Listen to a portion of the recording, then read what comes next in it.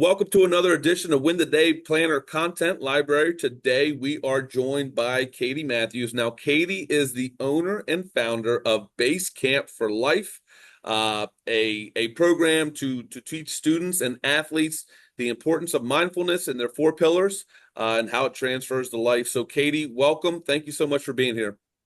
Thanks for having me, Dan. I really appreciate it. So, Katie, we talked a little bit about your Base Camp for Life and what it is, but one of the things as a teacher, as a coach, we use the word mindfulness, and I think sometimes people can sometimes have negative connotation, false ideas. It's a very trendy word, but can you explain it for the people on the other side of the screen what mindfulness really is and why is it important? Sure, absolutely. So when I think about mindfulness, I think that mindfulness is really just about being present in the moment that you're in, how you feel in that moment, right? And the observation, um, the feelings that you have in that moment. For us at Base Camp for Life, we practice mindfulness from the standpoint of it being holistic, right? We think about it across movement, nutrition, mindset, and rest. Um, and I think that a lot of people have this idea that mindfulness is just exclusively meditation.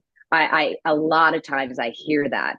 And while yes, meditation is a part of mindfulness, it falls under the umbrella of that. That isn't it, like, exclusively, right? Like, there, meditation allows you, sure, to observe what you are feeling, right? And you get really quiet and you sit in that moment, and you operate in that moment. But mindfulness is a part of your daily life, right? So you could be, for example, in this scenario, playing a sport, and you could get mindful about your sport as you're playing it. It can be a part of movement, right? It can be a part of how we eat. How do we eat? Like, how are we eating? And how do we feel while we're eating? And what does that feel like after we've consumed our meal? We're mindful about the way that we eat, right? There's rest, right? Was that rest really, really recharging us? Or was it a rest that was restless, you know? Hmm. And so there are so many different ways that we can think about incorporating mindfulness in our lives as we live through our day to day.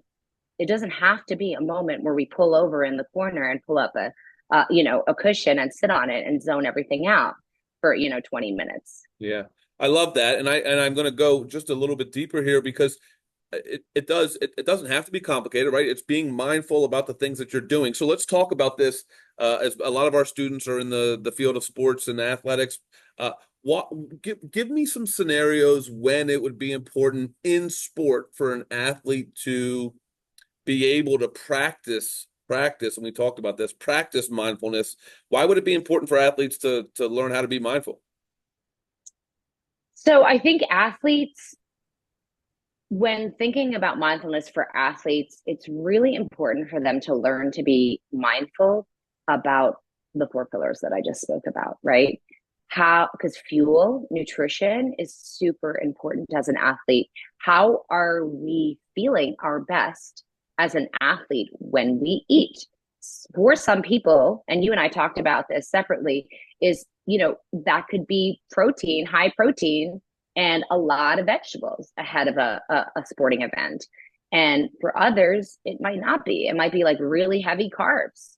And different things work well for different athletes. And so if you're an individual athlete, you have to focus on what makes sense for you and what makes you feel the best in your moment, when you're competing, right? And so that can move to many other, areas, such as, like, we've got the movement piece, right? So you're an athlete, you're moving. How are you feeling when you're going through your sport, Hmm. right?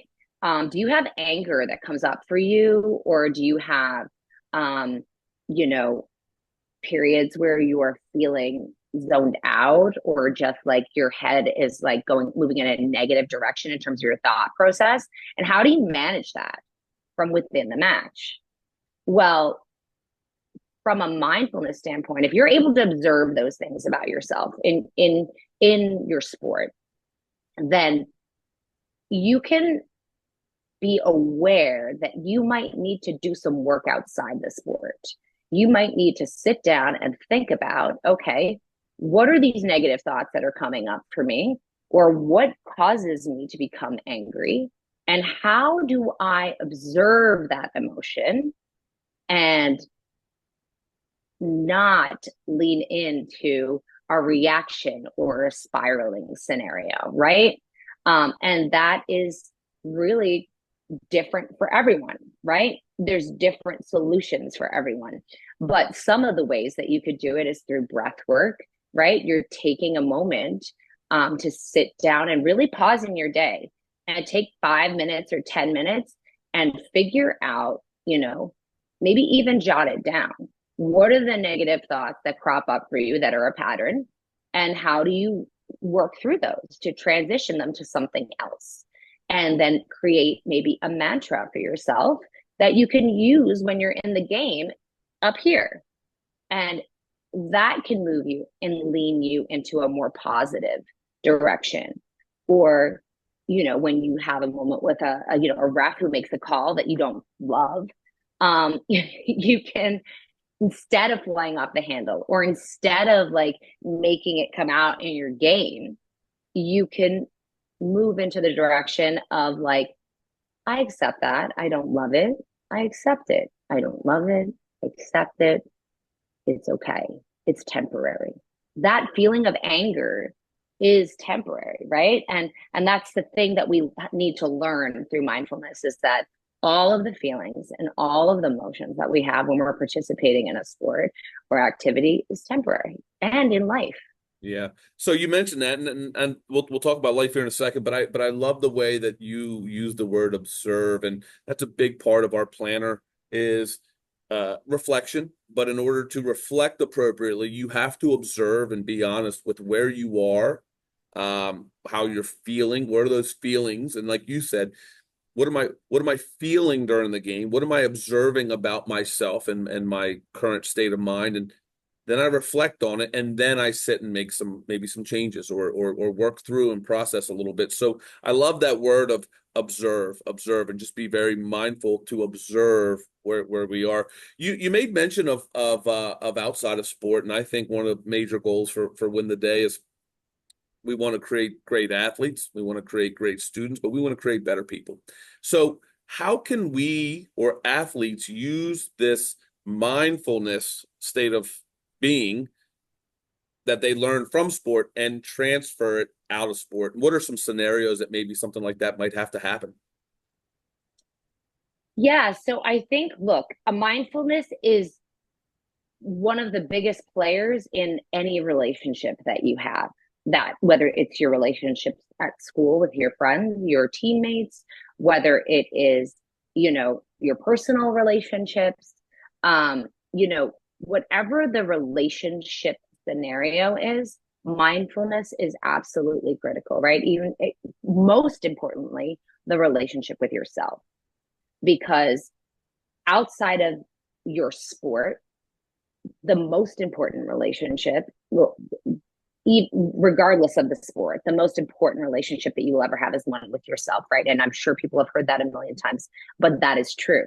Because if you can navigate that relationship with yourself and learn to be mindful in your internal self, then that will manifest in your outer world, right? So like whatever you are, supposing it's in the grocery store and you're in a lineup and you're someone is argumentative, with you learn how to manage and regulate your emotions in any scenario that comes up for you, right? So it's really, I think mindfulness allows you the power to manage your mind.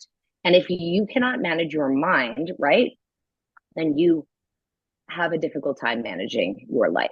Hmm. So, regulating your emotions, putting yourself in a position to create states of flow whenever you want to have them, like athletes will probably notice that they go into a state of flow in their sport, and then that doesn't transition necessarily to their outer lives.